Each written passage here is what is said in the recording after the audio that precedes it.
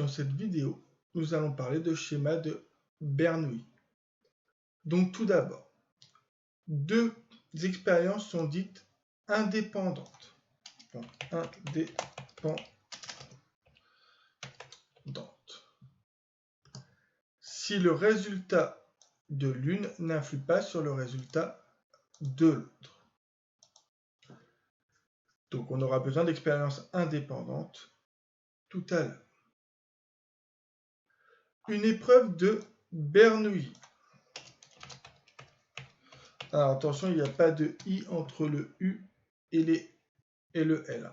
Donc une épreuve de Bernoulli de paramètre P est une expérience aléatoire ayant deux issues. Le succès grand S avec du coup la probabilité du succès, ça va être ce paramètre petit p. Donc petit p. Et l'échec E, qu'on va noter du coup S bar puisqu'il n'y a que deux issues, c'est égal, du coup comme on n'a que deux issues, c'est égal à 1 moins p.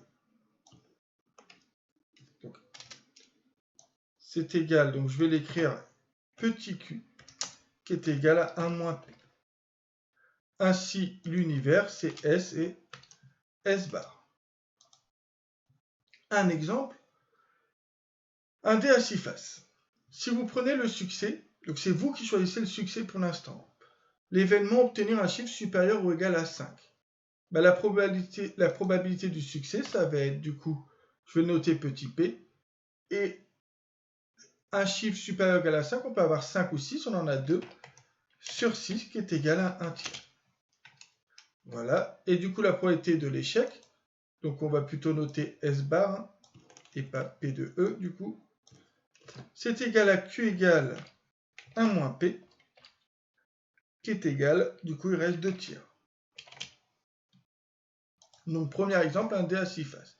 Deuxième exemple, la pièce de monnaie, de succès S obtenir face, du coup l'échec, ça va être obtenir pile. Et la probabilité du succès, ça va être égal à la probabilité de l'échec, qui est égale du coup à 1 sur 2. Donc on a une chance sur 2 d'avoir le succès ou l'échec. Donc définition numéro 12. La loi de Bernoulli de paramètre P est la loi de la variable aléatoire qui prend la valeur 1 en cas de succès et 0 en cas d'échec. Donc la variable aléatoire ne prend que deux valeurs, 0 ou 1. Donc 1 en cas de succès, 0 en cas d'échec. Et où P désigne la probabilité du succès. Donc voilà la configuration. Soit X une variable aléatoire de Bernoulli de paramètre P, l'espérance ça va être quoi? Si vous faites le calcul de la moyenne, vous avez 0 fois ça plus 1 fois P. Donc vous avez que l'espérance c'est P. Ensuite, si vous voulez calculer ici, alors c'est E de grand X d'ailleurs, V de grand X.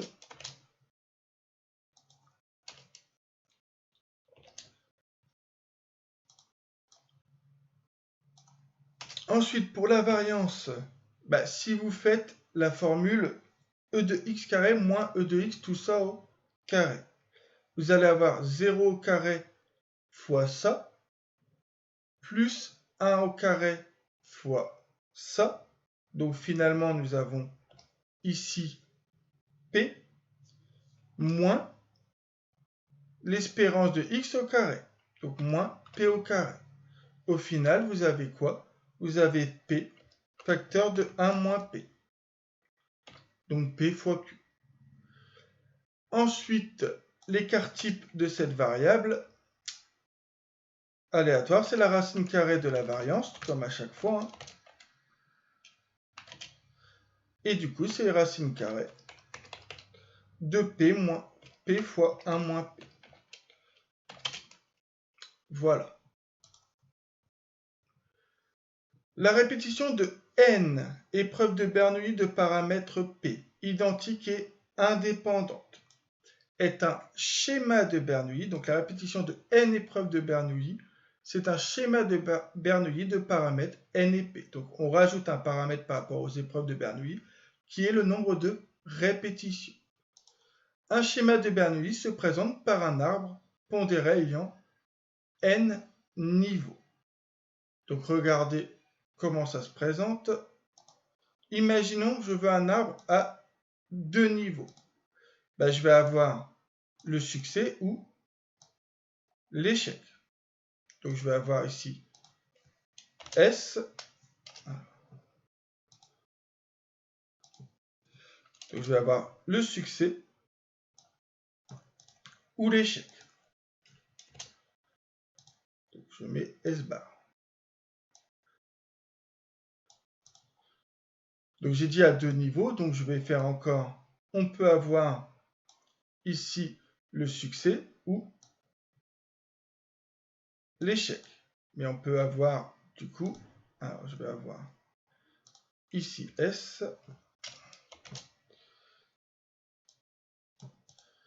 Et ici, je reprends mon S bar.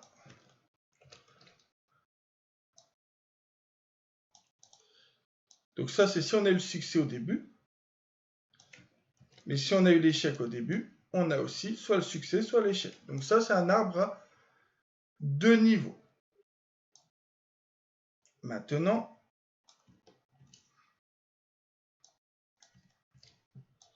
imaginons que l'on veuille un arbre à 3 niveaux. Et bien, je vais reprendre là. Je peux avoir encore le succès ou l'échec. Puis je peux avoir ici le succès ou l'échec. Donc faites bien des écartements assez grands, sinon vous allez avoir un problème. Donc on peut avoir encore... Alors du coup...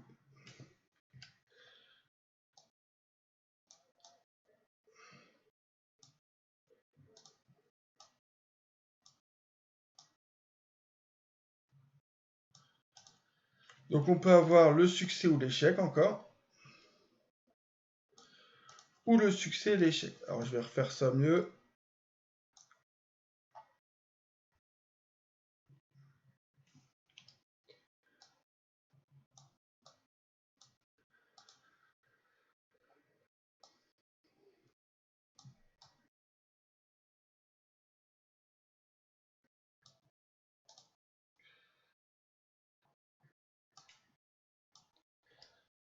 Donc, et dites-vous que en réalité, vous serez confronté au même problème. C'est-à-dire, il faut vraiment que dès le départ, vous fassiez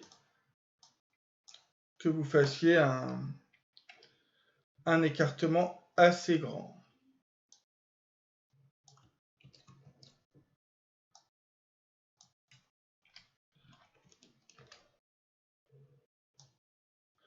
Donc voilà.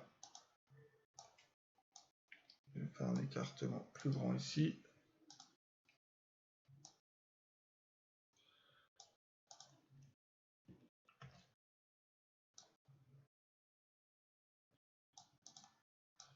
Donc voilà, bon, il y a plus joli comme arbre, hein, mais là, je fais comme je peux avec les moyens du bord. Donc voilà, là, vous avez un arbre à 3 niveaux. Bien sûr, vous pouvez continuer ainsi de suite, mais on ne fera jamais un arbre qui ira au-delà d'un niveau 3. Donc, sinon, vous imaginez bien, on ne va pas s'en sortir. Donc ça, ici, on a ici un arbre à 3 niveaux. Donc, c'est-à-dire n égale 3. Donc, méthode pour reconnaître une situation correspondant à un schéma de Bernoulli. On va déterminer le succès et l'échec de l'épreuve de Bernoulli, ainsi que leurs probabilités respectives. On va déterminer le nombre de répétitions de l'expérience en justifiant l'indépendance des épreuves. Et on va représenter la situation par un arbre pondéré en écrivant les probabilités sur les branches. Donc, application numéro 2. Un QCM comporte 3 questions indépendantes. Bon, déjà, l'indépendance, on l'a ici.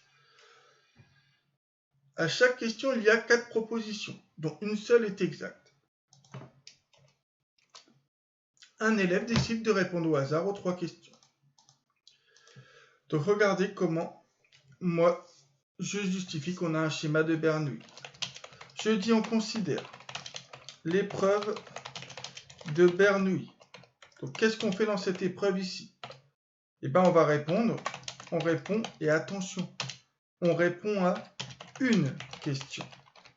Donc on répond à une question.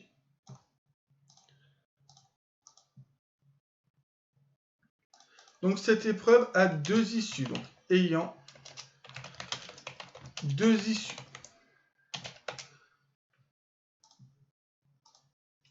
Donc la première issue, c'est le succès. Donc le succès, grand S. Et je dis quel est ce succès. Donc le succès, c'est moi qui vais le choisir ici. Avoir une bonne réponse. 2 probabilités. Petit p égale, et ben on a 4 propositions, une seule est exacte. Donc 1 sur 4. Si vous voulez écrire 0,25, écrivez 0,25. L'échec. Donc l'échec, qu'on va noter S bar. Donc c'est le complémentaire de S. Et donc je dis avoir une réponse fausse. 2 probabilités. Donc moi je suis vraiment très complet dans ma justification. Je veux voir le Q égale à moins P égale donc 3 quarts, c'est-à-dire 0,75. Ensuite on va donner le nombre de répétitions. Donc cette épreuve est répétée 3 fois. Donc pourquoi 3? Car on a 3 questions indépendantes. 3 fois de façon justement identique. Donc identique et indépendante. Donc 3 fois de façon identique et indépendante. Alors.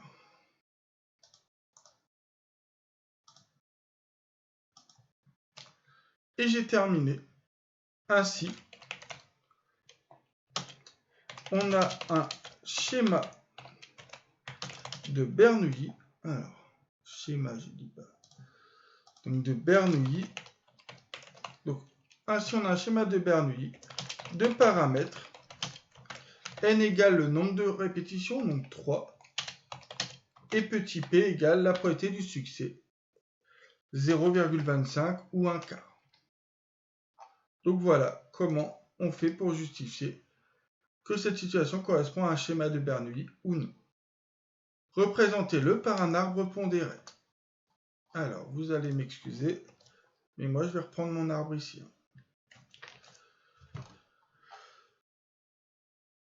Alors, pourquoi il y en a 2 là? Non, mais c'est pas là qu'il faut que je fasse. Donc ici.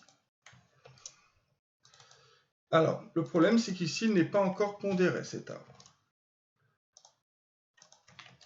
Donc, pour ce faire, nous devons mettre les probabilités.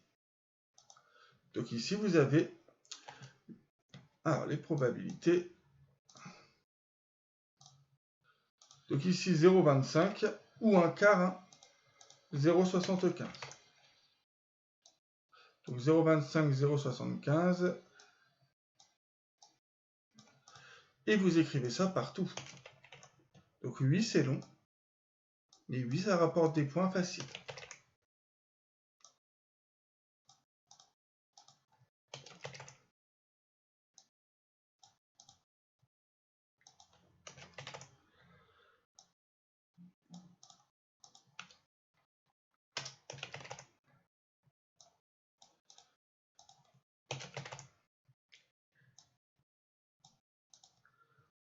Voilà, et la probabilité de l'échec, 0,75, qu'il faut noter partout aussi. Et non, on ne peut pas se contenter de noter P et Q. Et dites-vous que c'est aussi long pour vous que pour moi.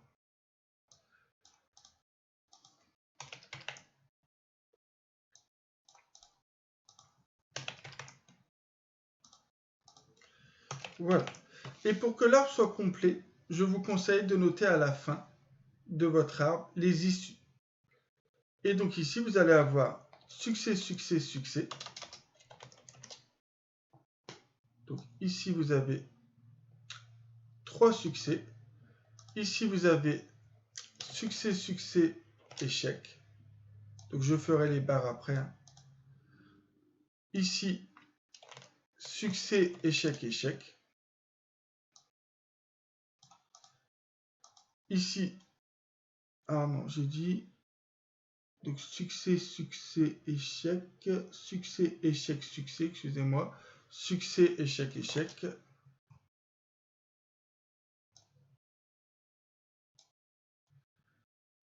Donc pour l'instant, je fais ça. Bon, je vais le copier partout parce que sinon, ça va être long.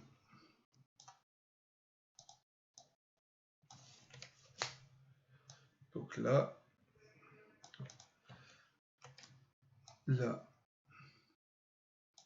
Donc là, ce que je fais, ce sont les issues.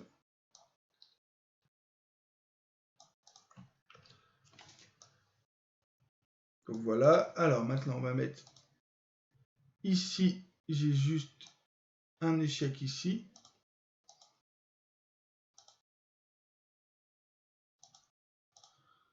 Donc ici, je vais avoir l'échec ici. Ici, j'ai l'échec ici et ici. Ici, j'ai l'échec au début déjà. Donc ensuite, là au début et à la fin. Ici, là et là. Et après au 3.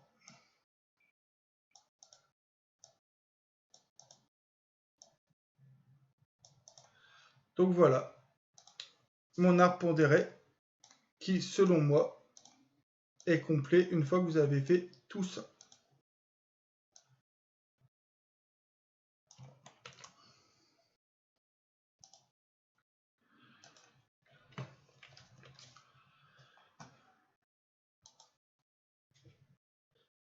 Donc on vous dit ensuite, dans un schéma de Bernoulli, la probabilité d'une liste.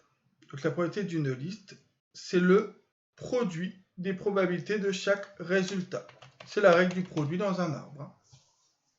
Donc ça, cette règle-là s'applique aussi pour un schéma de Bernoulli. Et du coup, méthode, on veut calculer la probabilité d'un événement à l'aide d'un arbre pondéré. On détermine le nombre grand N de chemins de l'arbre correspondant aux issues réalisant l'événement. Donc chemin favorable à l'événement. On calcule la probabilité d'un chemin favorable, donc chacun de ces chemins ayant la même probabilité, en multipliant les probabilités rencontrées sur chaque branche. Et on multiplie par la probabilité d'un chemin favorable. Donc la probabilité d'un chemin favorable par grand N. Donc regardez ce que ça donne au final. Donc quelle est la probabilité de l'événement A? L'élève a exactement 2 réponses exactes. Donc P de A, c'est égal à quoi? Si je prends comme variable aléatoire X, X égale, donc on veut compter nous le nombre, on va compter ici le nombre de succès, donc P de X égale 2. Si X compte le nombre de succès. Donc on va dire soit X, la variable aléatoire qui compte le nombre de succès, P de A c'est égal à P de X égale 2. Donc on veut avoir exactement 2 succès. Donc ici, non. Ici, oui. Donc je vais avoir 0,25 fois 0,25 fois 0,75.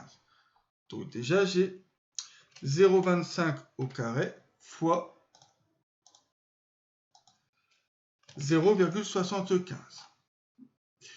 et avoir exactement de succès, donc on l'a une fois, 2 fois, 3 fois. Donc on multiplie ça par 3. C'est ce que je vous ai dit quand on dit on détermine le nombre de chemins de l'arbre correspondant aux issues réalisant l'événement. Donc on a 3 chemins de l'arbre correspondant à ça. Et on multiplie ça par la probabilité d'un des chemins. Donc 0,25 au carré fois 0,75. Après, vous utilisez ici votre calculatrice. Alors le 0,25, vous auriez pu l'écrire 1 quart. Donc vous auriez pu dire que c'est 1 quart tout ça au carré.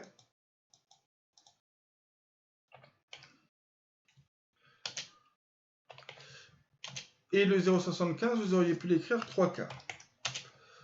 Ce qui va me permettre, moi, de faire mon calcul de tête. Donc, je vais avoir ici 3. Donc, 3 fois 1/16 fois 3 quarts. Ensuite, vous allez avoir, donc au numérateur, 3 fois 3, 9, sur 16 fois 4, 64. Donc, vous avez 9 chances sur 64 en répondant au hasard à un QCM, donc à 3 questions indépendantes d'un QCM avec une chance sur 4 d'avoir la bonne réponse. Vous avez 9 chances sur 64 d'avoir exactement 2 réponses exactes. Ça fait combien ça? À peu près 0,14. Donc environ 0,14.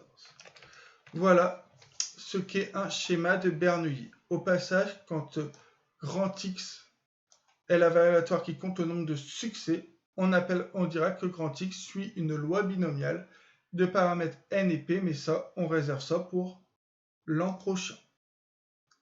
C'est ainsi que s'achève cette vidéo et ce chapitre sur les variables aléatoires discrètes et loi de probabilité. Voilà.